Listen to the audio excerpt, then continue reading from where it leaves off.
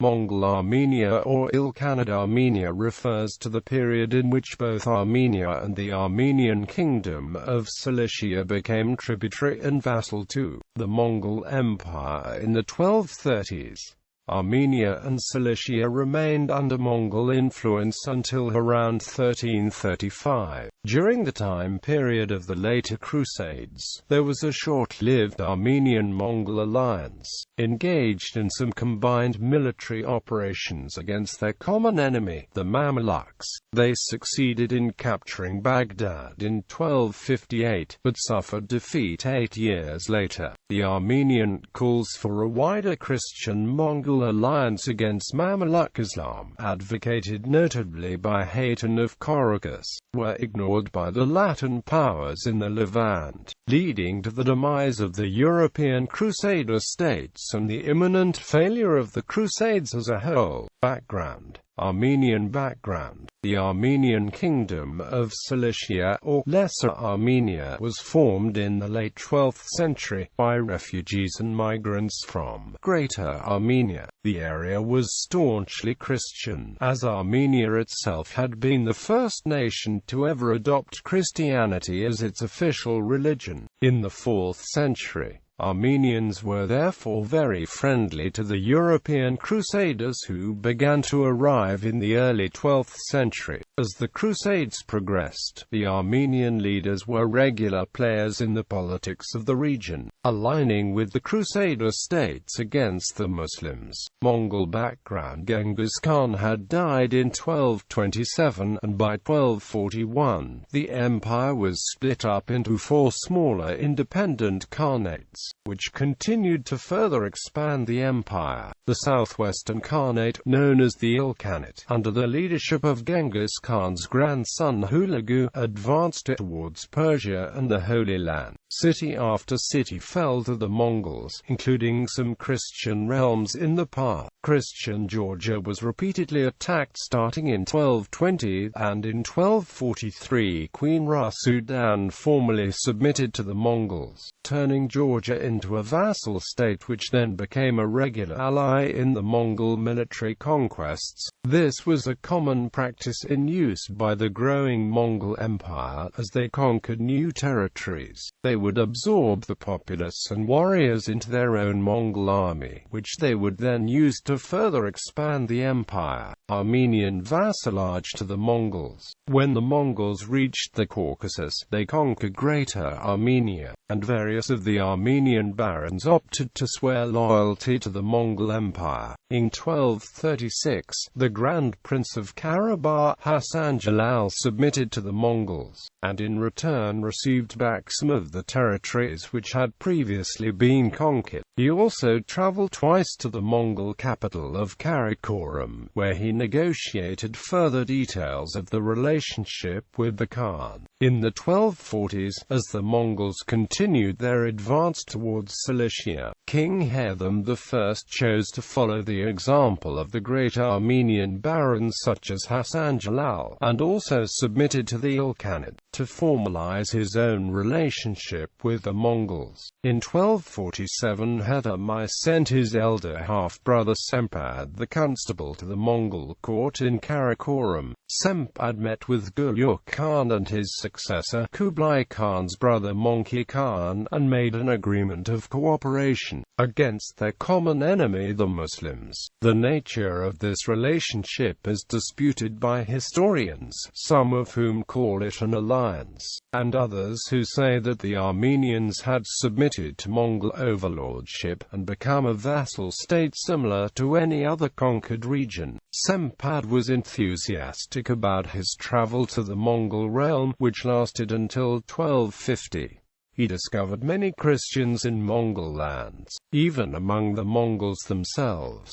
On February 7, 1248, he sent a letter from Samarkand to his brother-in-law Henry I, King of Cyprus. In his letter, Sampad described a Central Asian realm of oasis with many Christians, generally of the Nestorian rite. We have found many Christians throughout the land of the Orient, and many churches, large and beautiful. The Christians of the Orient went to the Khan of the Tartars who now rules, and he received them with great honor and gave them freedom and let it know everywhere that no one should dare antagonize them, be it in deeds or in words. During his visit to the Mongol court, Sampad received a relative of the great Khan as a bride. He had a child with her, named Vassal Tartar, who would later be captured by the Mameluks at the Battle of Mari in 1266. Herthum's embassy to the Mongol court. In 1254, King Herthum himself traveled through Central Asia to the Mongol court, to renew the agreement. He brought many sumptuous presents, and met with Monkey Khan at Karakoram. Herthum, who came spontaneously as a vassal, was very well received by the Mongols. He had an audience with Monkey on September 13, 1254, advised the Khan on Christian matters in Western Asia, and obtained from the Khan documents guaranteeing the inviolability of his person and his kingdom. Monkey also informed him that he was preparing to mount an attack on Baghdad and that he would remit Jerusalem to the Christians if they collaborated with him. Relations with Antioch. The Armenians also had very friendly relations with the Crusader states, especially from 1254 when Herthum's daughter Princess Sibylla of Armenia married Mamluk-They, ruler of the Principality of Antioch and County of Tripoli, upon the recommendation of King Louis IX of France. Herthum strongly encouraged other Frankish rulers to follow his example and submit to Mongol overlordship, but persuaded only his son-in-law Bohemond, who offered his own submission sometime in the 1250s.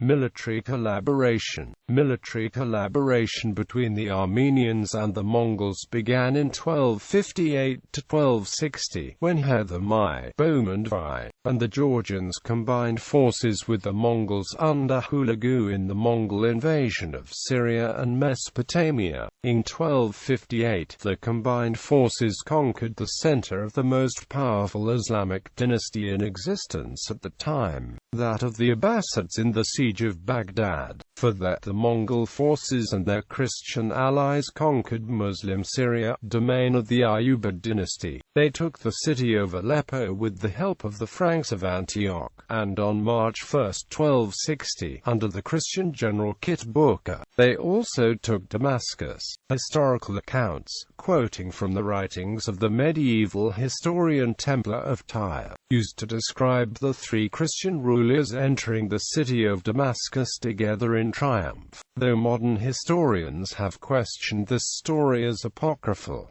Mamluk Opposition. The Mongol expansion into the Middle East was stopped in 1260, when the Franks in Acre struck a passive alliance with the Egyptian Mamluks, allowing the Muslim Mameluks to achieve a decisive victory against the Mongols at the pivotal Battle of Ain Jalut, a battle in which 500 knights from Armenia may have participated, fighting on the side of the Mongols. Following Ain Jalut, the remainder of the Mongol army retreated to Cilician Armenia under the commander Ilkha, to be re-equipped by Herthum I. Hulagu then attempted a counter-attack which briefly occupied Aleppo, but it was repelled by the princes of Hama and Homs, subjects to the Sultan. In 1262, the Mamluk leader Baybars began to threaten Antioch, which had earlier supported the Mongols. That summer, Herthum again went to the Mongols to obtain their intervention to deliver the city from the Muslim threat. However, Hulagu was only able to send troops to attack the frontier fort of Albira. Following the death of the Mongol leader Hulagu in 1265, Baybars again threatened Cilician Armenia from Egypt. In 1266, Baybars summoned Herthum I to abandon his allegiance to the Mongols, to accept Mamluk suzerainty, and remit to the Mameluks the territories and fortresses Herthum had acquired through his submission to the Mongols. Following these threats, Herthum I again went to the Mongol court of the Ilkhan to obtain military support. During his absence, however, the Mameluks marched on Armenia, led by Mansa II and the Mamluk commander Kaloyan, and defeated the Armenians at the Battle of Mari, causing great devastation to the country. In 1269, Herthum abdicated in favor of his son Leo II, who was forced to pay large annual tributes to the Mamluks. Even with the tributes though, the Mamluks continued to attack Cilicia every few years. Joint invasion of Syria. Following the death of Baybars in 1277, and the ensuing disorganization of the Muslim realm, the Mongols seized the opportunity and organized a new invasion of Syrian land. In September 1280, the Mongols occupied Baghdad and Abzak, and took Aleppo on October 20. Abu and Leo III of Armenia urged the Franks to start a new crusade, but only the Hospitallers and Edward I of England responded favorably. The Hospitallers of Hakob made combined raids into the Bukha and won several engagements against the Sultan, raiding as far as the Crusades Chevaliers in October 1280, and defeating the Mamluk army of the Krak in February 1281. However, the Mongols finally retreated, pledging to come back for the winter of 1281. On October 30, 1281, 50,000 Mongol troops, together with 30,000 Armenians, Georgians, Greeks, and about 200 Hospitaller Knights of Hakob, fought against the Muslim leader Kojoyan at the Second Battle of Homs, but they were repelled, with heavy losses on both sides.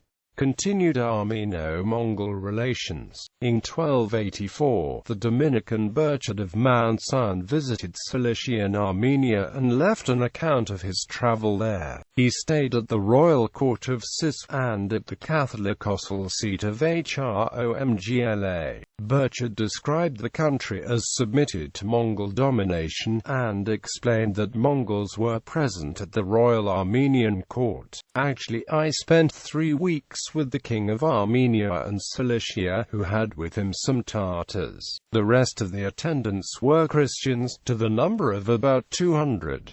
I saw them gather to go to church, listen to the office, bend the knee, and pray with devotion. Quote, in 1292, the Mameluks sacked Hromgla, which required the Holy See to move to Sis. In 1293, during the reign of the Ilkhanid II, Herthum II, Herthum's grandson, was king. Cilician Armenia was attacked by the Mameluks, and since the Mongols were unable to assist, a considerable amount of territory was lost in the eastern part of the country. Herthum II then abandoned his throne to enter a Franciscan convent under the name John, leaving official rule to his brother Thoros for 2 years, before Herthum regained the throne. With the rise of the Mongol Ilkhan Ghazan in 1295, Herthum II was able to again reinforce relations with the Mongols. Herthum visited Ghazan at his court, who renewed the relationship, and would remain faithful to it by continuously fighting the Mamluks. Ghazan had been baptized and raised as a Christian, though he had become a Muslim upon accession to the throne. He retained, however, a strong enmity towards the Egyptian Mameluks, and along with his Armeno-Mongol relations, he also attempted to coordinate actions with the Franks of Cyprus. In 1296, Herthum II visited Constantinople to reinforce contacts there as well, giving his sister Rita in marriage to Emperor Michael VIII Palaiologos.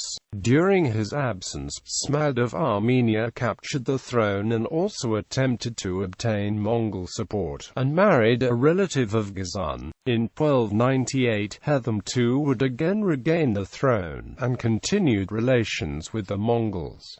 Attempt to recapture the Levant. In 1297, Ghazan resumed offensives against the Mamluks and tried to revive the attempts at a Franco-Mongol alliance. The plan was to combine the forces of the Christian military orders, the King of Cyprus, the aristocracy of Cyprus and Cilician Armenia, and the Mongols of the Ilkhanid. However, the Christians in the Levant had little support from Europe, and no new crusade to help sustain sustain their actions. Campaign of Winter 1299–1300. In the summer of 1299, due to impending invasion from the Egyptian Mamluks, King Herthum II sent a message to Ghazan to obtain his support. In response, Ghazan marched with his forces towards Syria and sent letters to the Franks of Cyprus, inviting them to come join him in his attack on the Mamluks in Syria. The Mongols successfully took the city of Aleppo and were there joined by King Herthum, whose forces included some Templars and Hospitallers from Armenia who participated in the rest of the offensive. The Mongols and their allies defeated the Mameluks in the Battle of Wadi al-Khazandar on December 23–24, 1299, and then proceeded on to Damascus, which surrendered somewhere between December 30, 1299, and January 6, 1300, though its citadel resisted. Ghazan then retreated most of his forces in February, probably because the horses needed fodder. He promised to return in the winter of 1300–1301 to attack Egypt. A relatively small force of Mongols, about 10,000 horsemen under the Mongol general Muli, ruled over Syria, and engaged in raids as far south as Jerusalem and Gaza. But that small force had to retreat when the Mamluks returned in May 1300. Defeat of Hakob. In 1303, the Mongols again appeared in great strength together with the Armenians, but they were defeated at Homs on March 30, 1303, and at the decisive Battle of Hakob, south of Damas, on April 21, 1303. It is considered to be the last major Mongol invasion of Syria. In 1304, the Egyptian Mameluks continued their assault on Cilician Armenia, and succeeded in taking back all the lands which the Armenians had acquired during the Mongol invasion, until its final fall in 1375. Cilician Armenia received a succession of attacks from the Mamluks, with only few successes, such as the Battle of Ayaz in 1305. Advocating a new crusade with the Mongols. In 1307, Herthum II and Leon III were assassinated with the retinue by the Mongol general of Cilicia, Argu. Following an internal plot against Herthum's efforts to unite the Armenian Church with Rome, the Mongol ruler Olgitu later executed Argu for his crime. Also, in 1307, the Armenian monk Hatin of Caracas went to visit Pope Clement V in Poitiers, where he wrote his famous Flore des Histoires d'Orient, a compilation of the events of the Holy Land describing the relations with the Mongols, and setting recommendations for a new crusade.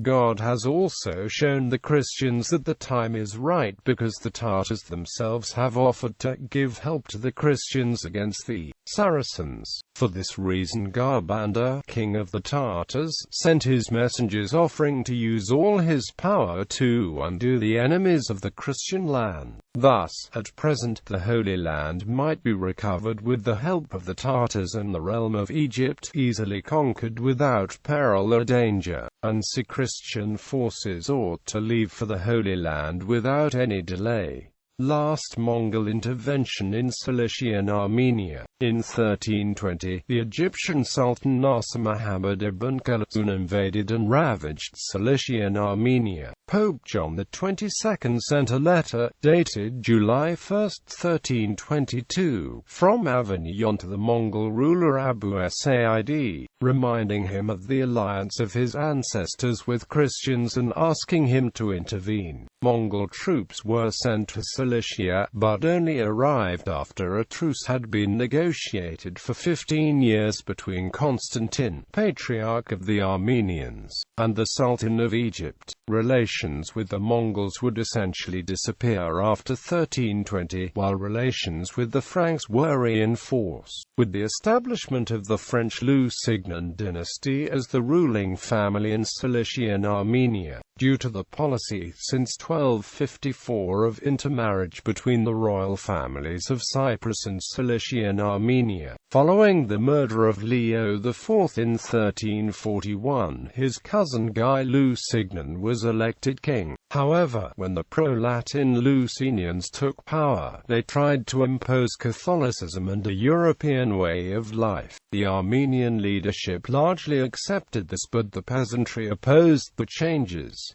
Eventually, this led the way to civil strife. After Abu Said, relations between Christian princes and the Mongols were totally abandoned. Abu Said died without heir and successor, and after his death the state lost its status, becoming a plethora of little kingdoms run by Mongols, Turks, and Persians. In the late 14th century, Cilicia was invaded by the Mamluks. The fall of Cis in April 1375 finally brought an end to the kingdom. Its last king, Leo V, was granted safe passage and died in exile in Paris in 1393 after calling in vain for another crusade. The title was claimed by his cousin, James I of Cyprus, uniting it with the titles of Cyprus and Jerusalem. Thus ended the last fully independent Armenian entity of the Middle Ages after 3 centuries of sovereignty and bloom. The relationship with the Mongols had allowed it to significantly outlive the Crusader states, and to survive for an additional century in the face of the Muslim expansion.